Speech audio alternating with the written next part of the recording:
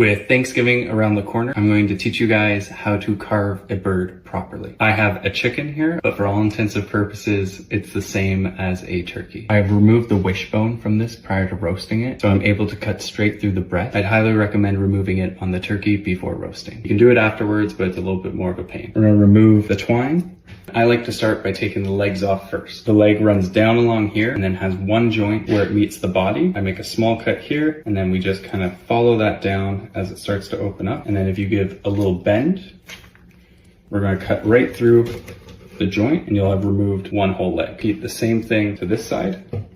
Now we have both legs removed. There is a small muscle that's right here at where the hips kind of would be on the bird, and it's called the oyster. On a chicken, it's quite small, but on the turkey, it's quite large, and it's one of the most tender parts of the bird. If you like dark meat, I highly recommend trying that. Now on to probably most people's favorite, the white meat, the breast. Start by taking the wings off, similar to how we did the legs, but we follow that down till it meets a joint, and we slice right through that. Same thing on the other side. Now we have both wings removed. Slice right down the middle to give us our starting point. There's cartilage that runs down the middle of the breast. You just want to follow that with your knife, coming all the way down, following the rib cage until you've removed one breast. We'll repeat the same thing to the other side. And because we've removed the wishbone, we can follow right down to the neck. Move the carcass off to the side. Now for the leg, we'll cut them right at the joint from where the thigh meets the drumstick. You just go right through, drumstick, and you have a thigh. Same thing on the other.